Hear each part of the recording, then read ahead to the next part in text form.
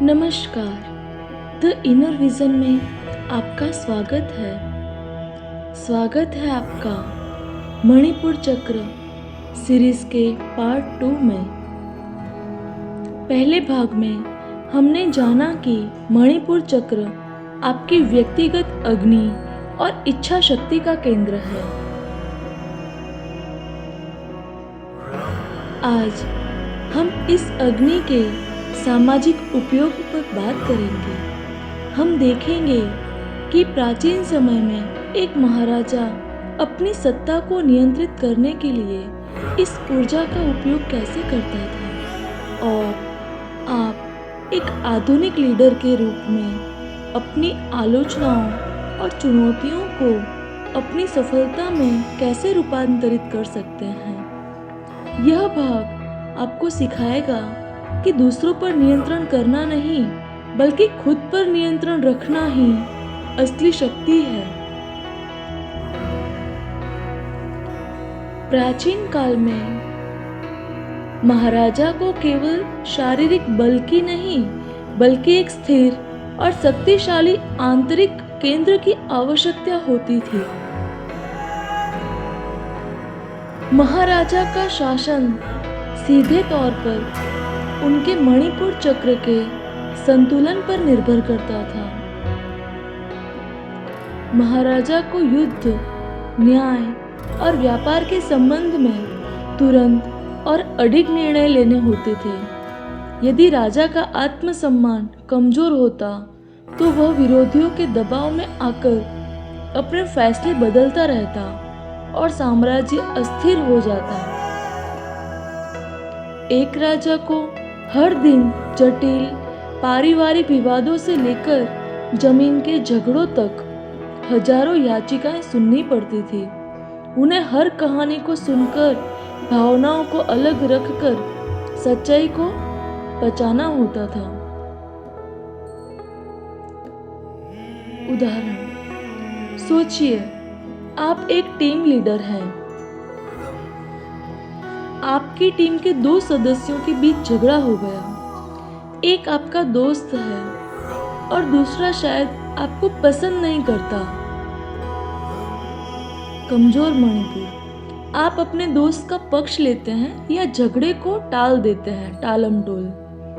सशक्त मणिपुर, आप पेट में उठे पूर्वाग्रहों और भावनाओं को किनारे रखते हैं। आप महाराजा की तरह निष्पक्ष होकर दोनों पक्षों को सुनते हैं और एक ऐसा निर्णय लेते हैं जो कंपनी के लिए, आपके ग्रुप के लिए सही हो, भले ही वह आपको व्यक्तिगत रूप से मुश्किल लगे। यह है आंतरिक संतुलन का बाहरी प्रदर्शन। महाराजा अगर शक्ति का प्रयोग करते थे तो प्रजा इस ऊर्जा का उपयोग अपनी सुरक्षा और अपने आत्मसम्मान के लिए करती थी। मणिपुर चक्र हमें अपनी सीमाएं खींचना सिखाता है। उदाहरण, ना कहने की शक्ति। आप पहले से ही काम में डूबे हुए हैं और आपका एक सहकर्मी या दोस्त आपसे एक और बड़ा काम करने के लिए कहता है। कमजोर मणिपुर, आप अंदर से नाखुश होते हुए भी अस्वीकृति के डर से हाँ कह देते हैं। आप उस व्यक्ति को तो खुश कर देते हैं, लेकिन अपनी शांति और अपनी ऊर्जा को पूरी तरह से खो देते हैं। सशक्त मणिपुर, आप विनम्रता से लेकिन दृढ़ता से कहते हैं, अभी मैं यह नहीं कर सकता क्योंकि मेरी प्राथमिकताएं पहले से तय हैं। ना कहने पर जो बेचैनी महसूस होती है उसे पार करना ही मणिपुर चक्र को सशक्त करता है। अपनी सीमाओं के लिए खड़े होना ही आपकी व्यक्तिगत सत्ता है। जैसा कि हमने पहले कहा, मणिपुर की अग्नि का काम है रूपांतरण। यह ऊर्जा जीवन के सबसे कठिन अनुभवों को आपके ईंधन में बदल सकती है। आलोचना और असफलता जीवन के वे कड़वे अनुभव हैं जिन्हें इस अग्नि में डालना होता है। उदाहरण, ऑनलाइन ट्रोलिंग और आलोचना। मान लीजिए आपने एक बड़ा प्रोजेक्ट लॉन्च किया या सोशल मीडिया पर कुछ पोस्ट किया और आपको भयंकर आलोचना मिली। कमजोर मणिपुर। आप उस आलोचना को व्यक्तिगत रूप से लेते हैं, उदास हो जाते हैं और सोचते हैं कि मैं अब और नहीं कर सकता। आप उस आलोचना को अपने अंदर विष बनाकर जमा कर लेते हैं। सशक्त मणिपुर।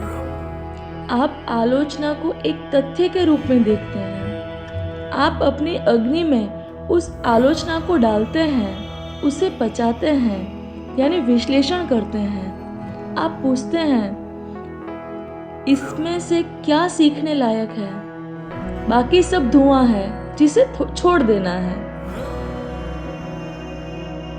आलोचना को अपनी अगली सफलता का ईंधन बनाना ही इस चक्र की मास्टरी है। आज का निष्कर्ष, मणिपुर चक्र आपको सिखाता है कि असली शक्ति किसी और को दबाने में नहीं, बल्कि खुद को नियंत्रित करने में है। महाराजा की तरह अपनी आंतरिक सत्ता को मजबूत कीजिए। प्रजा की तरह अपनी सीमाओं को जानिए और उनके लिए खड़े होइए। आपके पास वह अग्नि है जो आपको निडर बना सकती है। अगले भाग में हम जानेंगे कि जब यह अग्नि असंतुलित होती है, या तो बहुत तेज जलती है या बहुत मंद पड़ जाती है, तो आपके शरीर और जीवन में कौन कौन सी गंभीर समस्याएं और एग्रेशंस पैदा होते हैं और उन्हें तुरंत कैसे पहचानें। मिलते हैं पार्ट 3 में। धन्यवाद।